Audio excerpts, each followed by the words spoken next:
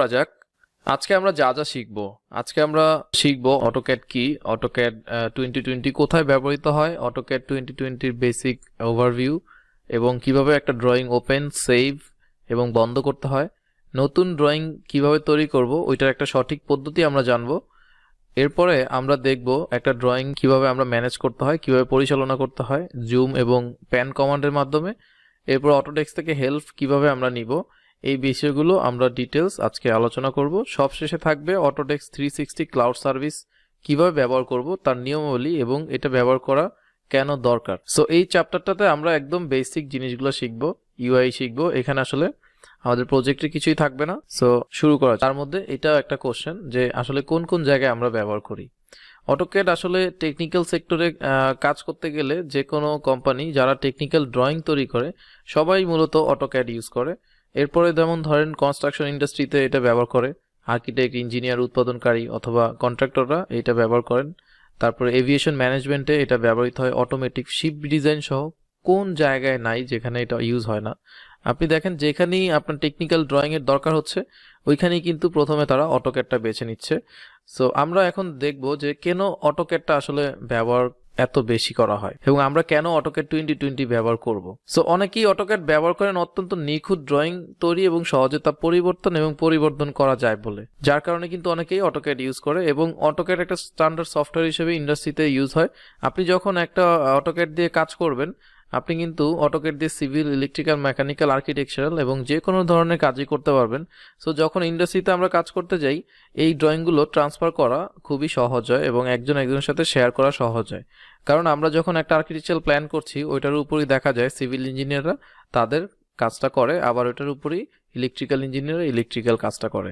তো সেই ক্ষেত্রে ক্যাড স্ট্যান্ডার্ড হিসেবে অটোক্যাডটা ইউজ হয়, যার একটা কারণ যে কারণে অটোক্যাডটা সবাই ব্যাপকভাবে ব্যবহৃত হয়। যেমন ধরেন অটোক্যাড ব্যাপক ফিচারের কারণে অনেক বড় এবং জটিল প্রজেক্টের ড্রয়িং তৈরি করতে পারে এবং পরিচালনাও করতে পারে। সো যেটা আসলে সব সফটওয়্যার পারে না, কারণ সব সফটওয়্যারগুলো ওইভাবে আপ টু ডেট হয় না। সো অটোক্যাড এখন আমরা 2020 ইউজ করতেছি, অলরেডি আমরা আছি 2019 সালে, বাট আমরা ব্যবহার করতেছি 20। সো খুব স্বাভাবিকভাবে আমরা বুঝতে হবে যে আসলে এটা কতটা আপডেট হয়ে যায়। অ্যান্ড তাছাড়া এটা অনেক পুরাতন সফটওয়্যার হওয়ার কারণে আমাদের যে মার্কেট প্লেসে আমরা এটার কাজ করার লোক খুব সহজেই পাচ্ছি। অনেক ইউনিভার্সিটি, কলেজে অটোক্যাড শেখানো হয়, অনেক কোম্পানিতে কিন্তু পটেনশিয়াল লোকের দরকার হয় যারা খুব সহজে অটোক্যাডে কাজ করতে জানে। সো অটোক্যাড এই সমস্ত কারণে কিন্তু অটোক্যাডটা সবার প্রথম চয়েসে থাকে 2D ড্রাফটিং এর ক্ষেত্রে। এরপরে আমরা দেখব আর্কিটেকচার এবং অটোক্যাডের আসলে রিলেশনটা কি। আর্কিটেকচারাল ড্রয়িংস যেমন ধরেন শিডিউল, প্রেজেন্টেশন তৈরিতে আর্কিটেকচার প্রফেশনে অটোক্যাডের ব্যবহার ব্যাপক ধরা যায়। তো একজন অটোক্যাড ইউজার অনেক দ্রুত কয়েকটি ডিজাইন অপশন তৈরি করতে পারে যদি সে আসলে অটোক্যাড জানা থাকে। অনেক যে কোনো স্পেসে, যেমন ধরেন রিসিপশন এরিয়ার ক্লায়েন্ট হয়তো অনেকগুলো জায়গার মডেল চাইতে পারে, জায়গার প্ল্যান আপনার কাছে চাইতে পারে। সো সেটা আমরা যদি হাতে হাতে করি এটা আমাদের পক্ষে সম্ভব হয় না অ্যাকুরেসি মেনটেন করে কাজ করা এবং দ্রুত করা। সো যদি অটোক্যাড জানা থাকে যে কেউ কিন্তু একটা স্পেসের জন্য কয়েকটা অপশন তৈরি করতে পারে। অনেক আর্কিটেকচারাল সফটওয়্যার থাকা সত্ত্বেও কেন আসলে আর্কিটেক্টরা অথবা আর্কিটেকচারাল কাজের ব্যাপারে আমরা অটোক্যাডটা ব্যবহার করি। তো এর অনেকগুলো কারণ থাকতে পারে, যেমন ধরেন খরচটা অনেক বেশি হয় অন্যান্য সফটওয়্যারে, যেটা আমাদের অটোক্যাডে খরচ সেই তুলনায় অনেক কম হয়। তারপরে যেমন এটা কেন আমরা শিখি, এটাকে আমরা অনেক সময় এবিসি বলি। হ্যাঁ, এটা হচ্ছে বেসিক। যেমন ধরেন কম্পিউটারে যারা বিএসসি করতেছে তারা প্রথমে কিছু বেসিক প্রোগ্রামিং নিয়ে কাজ করে, পরবর্তীতে তারা কিছু প্রোগ্রাম নিয়ে কাজ করে যেগুলো আসলে অনেক অ্যাডভান্স লেভেলের। সো ব্যাপারটা হচ্ছে এরকমই, আমরা প্রথমে অটোক্যাড দিয়ে শুরু করি, পরে আস্তে আস্তে বিভিন্ন সফটওয়্যারে আমরা নিজেদেরকে শিফট করি। সো এই সমস্ত কারণে কিন্তু আর্কিটেকচারাল কাজের জন্য অটোক্যাড সফটওয়্যারটা এখনো মোটামুটি ম্যাক্সিমাম কোম্পানিতে ব্যাপকভাবে ব্যবহৃত হয়। সো এই পর্যায়ে আমি বলবো সফটওয়্যার ইনস্টলেশন নিয়ে। সফটওয়্যার ইনস্টলেশনের উপরে আমরা একটি ভিডিও অলরেডি আপনাদেরকে দিয়ে রেখেছি, আপনারা ওই সফটওয়্যার ইনস্টলের জন্য ওই ভিডিওটা দেখে খুব সহজেই আপনারা ইনস্টলেশন করতে পারবেন। তারপরও যদি সমস্যা হয় আমরা আপনাদের সাথে আছি, আমরা আপনাদেরকে সহযোগিতা করব। আমাদেরকে জানাবেন যেভাবে স্টুডেন্ট কর্নারে গিয়ে জানাতে হয়, আশা করি আপনারা জানেন। সো আমরা তখন আপনাদেরকে হেল্প করব। এখন আসি নতুন ফিচার নিয়ে। অটোক্যাডের প্রায় প্রত্যেক ভার্সনেই কিছু না কিছু নতুন ফিচার থাকে। আমাদের গোল হচ্ছে বেসিকটা শেখানো এবং পাশাপাশি যেগুলো নতুন আসছে, পরিবর্তন হয়েছে, এগুলো শেখানো। এবং কিন্তু আমরা অটোক্যাড 2020 এই কোর্সটাতে নতুন ফিচারগুলোর উপরে অবশ্যই অনেক জোর দিব। বিকজ যেহেতু আমরা নতুন এই কোর্সটা নিয়ে কাজ করতেছি। এখন আমরা দেখব অটোক্যাড 2020 ইন্টারফেস। অটোক্যাড আমরা জানি যে একটি পাওয়ারফুল এবং বাস্তব বুদ্ধি সম্পন্ন সফটওয়্যার প্রোগ্রাম। যে কোনো সফটওয়্যারের ইন্টারফেস বোঝাটা ওই সফটওয়্যার ব্যবহারের কিন্তু মূল বিষয়। তো আমরা এখন দেখব সফটওয়্যার ইন্টারফেস। তো খেয়াল করে দেখেন, এটা হচ্ছে সফটওয়্যার ইন্টারফেস। আমরা একটু পরে সফটওয়্যার ওপেন করে দেখব, তার আগে আমরা একটু এখানে ইমেজ আকারে দেখে নিই যে আসলে কোনটাকে কি বলা হয়। সো এখানে খেয়াল করেন অ্যাপ্লিকেশন মেনু যেটা বলা হয়েছে, ঠিক এই যে লেখাটা আছে এই জায়গাটাকে বলা হয় অ্যাপ্লিকেশন মেনু। এবং এই যে এই জায়গাটা দেখতেছেন, এখানে কতগুলো টুলস আমরা দেখতে পাচ্ছি। এটা হচ্ছে মূলত কুইক অ্যাক্সেস টুলবার। অ্যান্ড আমরা যখন এইখানে যে অ্যারোটা দেওয়া আছে এটাকে কারেন্ট ড্রয়িং নেম বলে। আমাদের যে ড্রয়িং এর নামটা থাকবে সেটা আপনি এই উপরে টাইটেল বারে দেখতে পাবেন। অ্যান্ড এক্সচেঞ্জ সেন্টার আছে, যেটা আপনি এখান থেকে অনেক কিছু সার্চ করতে পারবেন, হেল্প নিতে পারবেন অটোডেস্ক থেকে। আমরা একটু পরে দেখবো এগুলো। অ্যান্ড খেয়াল করেন এই যে এই জায়গাটা হচ্ছে রিবন। ঠিক আছে, এই জায়গাটা হচ্ছে রিবন এবং আমাদের ড্রয়িংগুলো পাশাপাশি এখানে থাকবে, যেটা হচ্ছে ওপেন ড্রয়িং ট্যাব বলা হয়। অ্যান্ড রিবন ট্যাব হচ্ছে উপরে যেই ট্যাবগুলো আমরা দেখতে পাচ্ছি এগুলো হচ্ছে রিবন ট্যাব। আর এখানে খেয়াল করেন একটা চারকোনা দিয়ে আমরা বলে দিয়েছি এটা হচ্ছে রিবন প্যানেল। তো এখানে খেয়াল করেন ড্র প্যানেল আছে, মডিফাই প্যানেল আছে, অ্যানোটেশনস প্যানেল আছে, লেয়ার্স প্যানেল আছে। সো এগুলো সবগুলো এক একটা প্যানেল। অ্যান্ড এই জায়গায় আমরা এটা দেখতে পাচ্ছি ভিউ কিউব, যেখান থেকে আমরা বিভিন্ন সাইড থেকে আমরা ভিউ দেখতে পাই, টপ বটম লেফট রাইট যে কোনো ভিউ আমরা দেখতে পাই। এবং এখানে হচ্ছে নেভিগেশন বার, এটা নিয়েও আমরা আজকে কথা বলবো। নেভিগেশন বার যেখান থেকে আমরা একটা ড্রয়িং পরিচালনা করতে পারি, নেভিগেট করতে পারি। হ্যাঁ, জুম করতে পারবো, এখান থেকে আমরা জুম ইন জুম আউট করতে পারবো, তারপরে প্যান আকারে দেখতে পারবো। হ্যাঁ, সো এখান থেকে এই কাজটা করা হয়, এই জন্য এটাকে বলা হয় নেভিগেশন বার।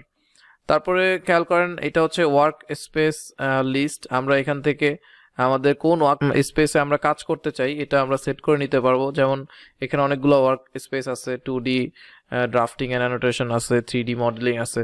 সো আমরা যখন যেই কাজটা করব আমরা এখান থেকে কিন্তু ওয়ার্ক স্পেস থেকে আমাদের কাজের ধরনটা সিলেক্ট করে নিতে পারবো। এখানে একটা লিস্ট আছে। এরপরে খেয়াল করেন এখানে যখন আমরা যে কোনো অটোক্যাড ওপেন করি প্রথমে একটা কমান্ড উইন্ডো থাকে যার মাধ্যমে আমরা কমান্ড বসিয়ে কাজ করতে পারি। তো এরপরে বাম পাশে আরেকটা দেখতেছি, সেটা হচ্ছে ইউসিএস কোঅর্ডিনেট সিস্টেম। তো ইউসিএস কোঅর্ডিনেট সিস্টেম কি করে আমরা একটু পরে এটা ডিটেল দেখবো। ইউসিএস কোঅর্ডিনেট সিস্টেমটা মূলত একটা ইন্ডিকেটর হিসেবে কাজ করে, যেটা থাকলে আমরা বুঝতে পারি যে আমরা আসলে 3D তে আসি না 2D তে আসি নাকি পার্সপেক্টিভ ভিউতে আসি। সো এখন আমরা আরো ডিটেলস কিছু জিনিস দেখবো। তো আমরা এখন অটোক্যাডে চলে আসলাম। আমরা একটু আগেই দেখেছিলাম যে এই জিনিসগুলোকে, এই যে হোম, ইনসার্ট, অ্যানোটেট, এগুলোকে বলা হয় হচ্ছে রিবন ট্যাব। ওকে, এই যে এখানে প্যারামেট্রিক, ভিউ, তারপর ম্যানেজ, আউটপুট, অ্যাডিন্স, এগুলো সবগুলো হচ্ছে রিবন ট্যাব। এবং আমরা যখন এখানে আসতেছি ঠিক বাম পাশে কর্নারের উপরে, এটা হচ্ছে অ্যাপ্লিকেশন মেনু বলা হয় এটাকে। সো অ্যাপ্লিকেশন মেনুতে যদি আমরা যাই, প্রথমে দেখবেন বাম পাশে যেটা আছে এটা হচ্ছে আপনার নিউ ফাইল ক্রিয়েট করা যে অপশনটা এখানে আছে, এবং উপরে যেটা দেখতেছেন এটা হচ্ছে সার্চ কমান্ড। আমাদের যদি কোনো কিছু সার্চ করার থাকে আমরা এখানে সার্চ করলে ওইটা হয়তো পেয়ে যাব। সো এরপরে আমরা দেখেন নিচে আছে হচ্ছে প্লট, এখান থেকে আমরা প্রিন্ট করতে পারবো ড্রয়িংটা। প্রিন্ট করার অপশনটা কিন্তু এখানে আছে, এখানে প্রিন্টে গিয়ে প্লটে ক্লিক করলে আমাদের ড্রয়িংটা প্রিন্ট করা যাবে। এবং আমরা এখানে আরো অনেক কিছুই আছে, এগুলো আস্তে আস্তে আমরা ডিসকাস করব। এখন লাস্ট আরেকটা জিনিস দেখতেছি, সেটা হচ্ছে অপশন। এই অপশনে গিয়ে আমরা অটোক্যাডের যে কাস্টমাইজেশন দরকার হয়, অটোক্যাডের স্ক্রিন ইন্টারফেসের কালার, এগুলো সবকিছু আমরা এখান থেকে পরিবর্তন করতে পারবো। সো কিছুক্ষণ পরে এটাও আমরা দেখব। জাস্ট আমরা একটু আইডিয়া নিলাম যে এখান থেকে আমরা মেইন যে কাজগুলো করতে পারি, নতুন কোনো ফাইল ক্রিয়েট করতে পারি, কোনো ফাইল ওপেন করতে পারি, সেভ করতে পারি, এবং হচ্ছে যে এখানে আমরা কোনো কিছু দরকার হলে ওটা সার্চ করতে পারি, পাশাপাশি প্রিন্ট করতে পারি। প্রিন্টে গিয়ে দেন হচ্ছে অপশনে এখান থেকে যেতে পারি, গিয়ে আমরা হচ্ছে অটোক্যাডের ইন্টারফেসটা আমরা কাস্টমাইজ করতে পারি। সো এই হচ্ছে অ্যাপ্লিকেশন মেনু। অ্যান্ড আমরা এখন একটু দেখব যে প্যানেল আসলে কিভাবে কাজ করে। সো খেয়াল করেন আমি প্রথমেই বলছি যে একটা যে কোনো সফটওয়্যারে সফল হতে হলে আপনাকে সফটওয়্যারের ইন্টারফেসটা খুব ভালোভাবে বুঝতে হবে। ইন্টারফেসটা কিভাবে কাজ করে অথবা কোন কোন ডিরেকশন দেওয়া আছে এটা বুঝতে হবে। যেমন ধরেন আমরা এখন হোম ট্যাবে আছি, হোম প্যানেলে গিয়ে ঠিক এখানে অনেকগুলো কমান্ড আমরা দেখতে পাচ্ছি, তারপরেও এখানে নিচে একটা ড্র নামে একটা কিছু লেখা আছে। সো আমরা এটা বলবো হচ্ছে ড্র প্যানেল, হোম ট্যাবের ভিতরে ড্র প্যানেল। এখন ড্রতে ক্লিক করার পরে আপনি দেখবেন আরো কিছু কমান্ড কিন্তু এখানে চলে আসবে। এটা হচ্ছে ফ্লাই আউট বলে। ফ্লাই আউটটা ওপেন করলে এখানে অনেক কিছু কমান্ড চলে আসবে। এখন আপনি যদি চান এটাকে সবসময় এরকম ওপেন করে রাখতে পারবেন, অথবা আমি যখন এখান থেকে অন্য জায়গায় চলে আসব তখন এটা আবার ভিতরে চলে যাবে। তো আপনার যদি মনে হয় যে না এটা সবসময় দরকার হয়, তো সেক্ষেত্রে আমরা এটাকে পিন করে রাখতে পারি। পিন করে রাখলে এটা আর এখান থেকে মুভ হবে না। সো আসলে এটা দরকার হয় না সবসময় আমাদের, এটা মাঝে মাঝেই দরকার হয়, যার কারণে আমরা এটা পিন খুব একটা করার দরকার হয় না।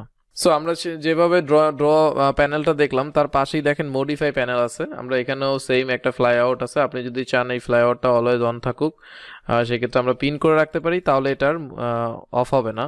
তো আমরা এটা আসলে দরকার হয় না, এই জন্য আমরা এটাকে পিন করলাম না। সো এরপরে খেয়াল করেন, আমরা এখন কথা বলবো হচ্ছে ড্রয়িং ট্যাব নিয়ে। আমাদের অটোক্যাডে কিন্তু একসাথে একের অধিক ড্রয়িং ওপেন করা যায়। সো সেক্ষেত্রে আপনার প্রত্যেকটা ড্রয়িং এরকম পাশাপাশি থাকবে। আমি যখন আরেকটা ড্রয়িং নিলাম, সো প্রত্যেকটা ড্রয়িং কিন্তু এরকম পাশাপাশি থাকতেছে, যেভাবে আমরা আসলে গুগল ক্রোম অথবা অন্য কোনো ব্রাউজারে একটার পর একটা ওয়েবসাইট ব্রাউজ করি, তখন ট্যাবগুলো ঠিক পাশাপাশি থাকে। এখন অটোক্যাডও অনেকটা এরকমই, একসাথে অনেকগুলো ফাইল আমরা ওপেন করতে পারবো এবং ফাইলগুলো আসলে এরকম পাশাপাশি থাকবে, এবং এটা হচ্ছে ফাইলের নেম। তারপরে আসেন দেখেন একটা হচ্ছে কমান্ড লাইন। এটা খুবই পুরাতন একটা সিস্টেম, যেখানে কমান্ড লাইনের মাধ্যমে আমরা কাজ করতে পারি। এটা আগে খুব ব্যাপকভাবে ব্যবহৃত হতো। এখন আমাদের অটোক্যাডের অ্যাডভান্সমেন্টের কারণে, ব্যাপক ফিচার অ্যাড করার কারণে কমান্ড লাইনটা খুব একটা কার্যকরী ভূমিকা পালন করতে পারে না। লাইক আমরা যে কোনো কমান্ড কিন্তু এখন রিবন থেকে নিতে পারি খুব সহজেই। সো সেক্ষেত্রে আমাদের কমান্ড লাইন খুব একটা ব্যবহার করতে হয় না। তারপরেও যদি দরকার হয় আপনি এটা রাখতে পারেন এইভাবে, অথবা এটাকে হাইড করে দিতে পারেন। সো আমার ধরেন এখন এটা দরকার নাই, তো আমি এটাকে সামহাউ ক্লোজ করে দিলাম। তো ক্লোজ করার সময় আপনাকে একটা মেসেজ দেখাবে।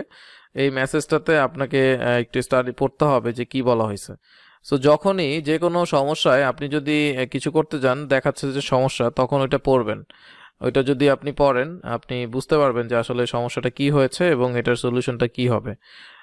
সো এইভাবে করেই কিন্তু আপনি একসময় প্রায় এক্সপার্ট হবেন। সো আমি যদি এখন একটা জিনিস বলে দিলাম এটা ইয়েস দিবেন, আমি কিছু বললাম না যে এটা কেন ইয়েস দিবেন কেন নো দিবেন, তাহলে কিন্তু আপনি আর অ্যাকচুয়াল জিনিসটা শিখতে পারলেন না।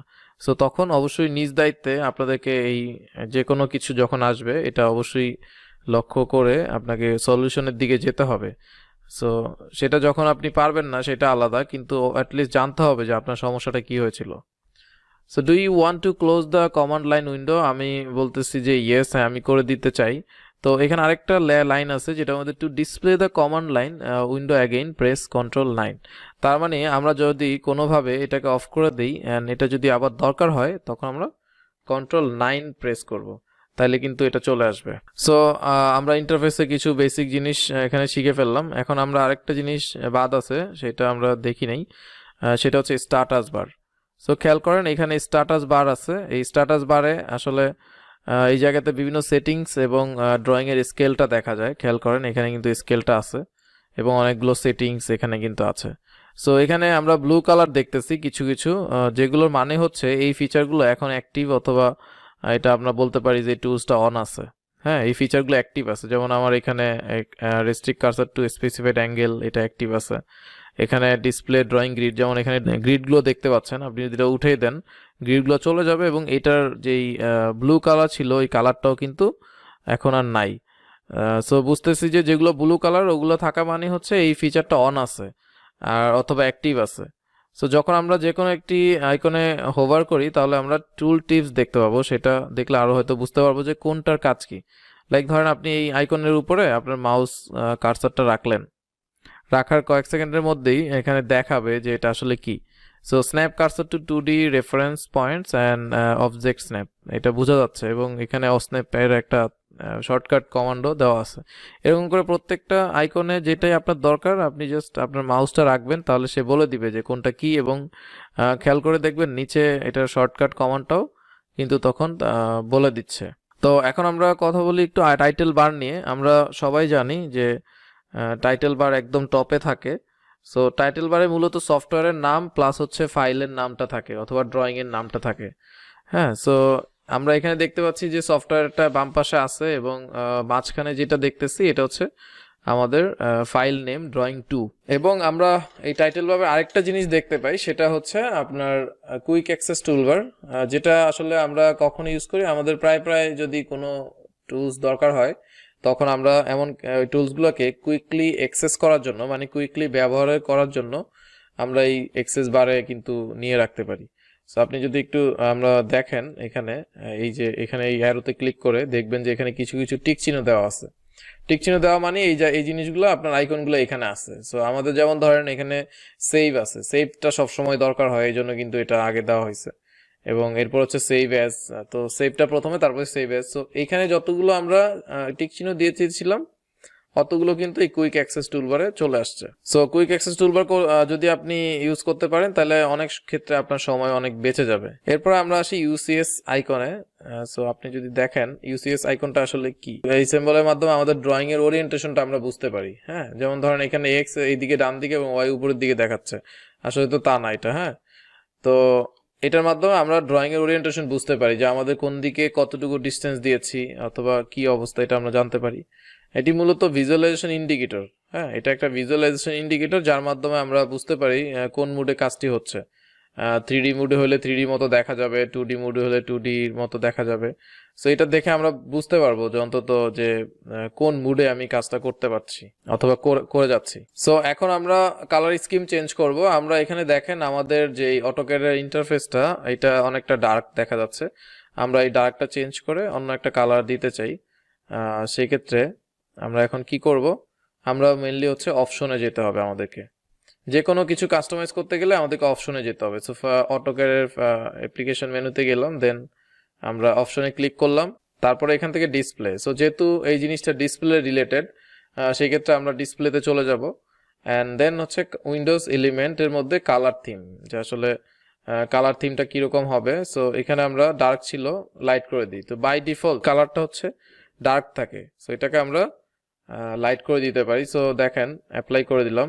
ওকে, সো অ্যাপ্লাই করার পরেও কিন্তু আমার এই যে এখানে যে টাইটেল বারটা আছে যেটা এটা কিন্তু চেঞ্জ হয় না, কারণ এটা কন্ট্রোল আমাদের কাছে নাই, এটা হচ্ছে উইন্ডোজের, এটি উইন্ডোজ কন্ট্রোল করে। সো সেক্ষেত্রে যদি আপনি এইটাও এই যে এটা সাদা থেকে পরিবর্তন করে অন্য কোনো কালার করতে চান, সেক্ষেত্রে আপনাকে উইন্ডোজের ডেস্কটপে চলে গিয়ে রাইট বাটন ক্লিক করে পার্সোনালাইজে গিয়ে কাজ করতে হবে। সো আমি এখন লাইট করে দিলাম এবং সাথে সাথে দেখেন আমাদের মেনুর যেই অপশনগুলো আসছে, আমাদের প্রত্যেকটা প্যানেল এবং হচ্ছে প্রত্যেকটা ট্যাব, রিবনের যে ট্যাবগুলো আছে প্রত্যেকটা কেমন অন্য একটা কালার নিয়ে নিছে। সো আমি আশা করি এটা বুঝতে পারছেন যে কিভাবে আপনি কালার চেঞ্জ করবেন। হ্যাঁ, এখন খুব গুরুত্বপূর্ণ একটা বিষয় আমরা জানবো, সেটা হচ্ছে রিসেট করা। আমাদের অনেক সময় আমাদের অটোক্যাডের যে ইন্টারফেসটা এরকম দেখা যায় না।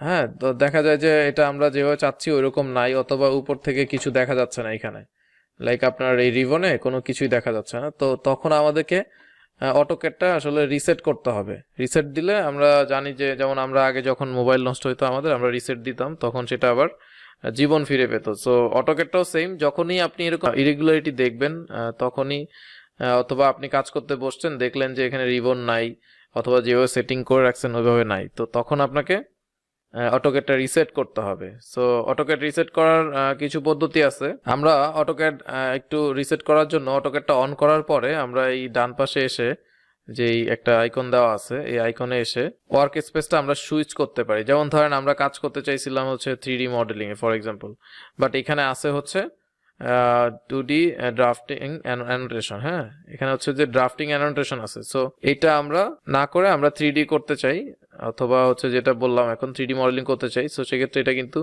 ওই ইন্টারফেসটা নিয়ে নিছে। বাট আমরা যদি এখন চাই হচ্ছে যে ড্রাফটিং এন্ড অ্যানোটেশন করতে, সো এটা আবার অ্যানোটেশনে চলে আসবে। এরপরও যদি আপনার ইন্টারফেসের সমস্যা সমাধান না হয় তাহলে স্টার্ট মেনু থেকে রিসেট করতে হবে। তো আমি এখন দেখবো যে স্টার্ট মেনু থেকে কিভাবে রিসেট করতে হয়। সো স্টার্ট মেনু থেকে যদি আপনি রিসেট করতে চান তাহলে এই যে উইন্ডোজ আইকনে ক্লিক করবেন। এখানে ক্লিক করার পরে আমরা জাস্ট নিচে যাব, নিচে গিয়ে দেখবো যে অটোক্যাড 2020 আছে ইংলিশ। এটার ভিতরে যাওয়ার পরে আপনি দেখবেন যে এখানে রিসেটের অপশনটা আমরা পেয়ে যাব। এখানে রিসেট সেটিংস টু ডিফল্ট, এই জায়গায় যদি আমরা ক্লিক করি, তো AutoCAD 2020 is currently running. So সফটওয়্যারটা যদি রানিং থাকে তাহলে কিন্তু আপনি এটাকে রিসেট করতে পারবেন না, আপনাকে সফটওয়্যারটা পুরোপুরি অফ করতে হবে, দেন আপনাকে যেতে হবে। সো আমরা এখানে অটোক্যাড 2020 তে গেলাম, দেন নিচে গেলে দেখবেন রিসেট সেটিংস টু ডিফল্ট, মানে যাই হয়েছে না কেন এটা একদম ইনস্টল করার পরে যে অবস্থানে আসে এখন ওইটাই চলে আসবে। সো আপনি চাইলে আপনার কোনো ডাটা ব্যাকআপ দরকার হলে এখানে রাখতে পারেন, আর না হলে রিসেট কাস্টম সেটিং। সো আমি রিসেট কাস্টম সেটিং দিলাম, এখানে লিখছে the original settings for AutoCAD 2020 English have been successfully reset, মানে প্রথমে যেটা থাকলো এখন আবার ওইটা চলে আসলো।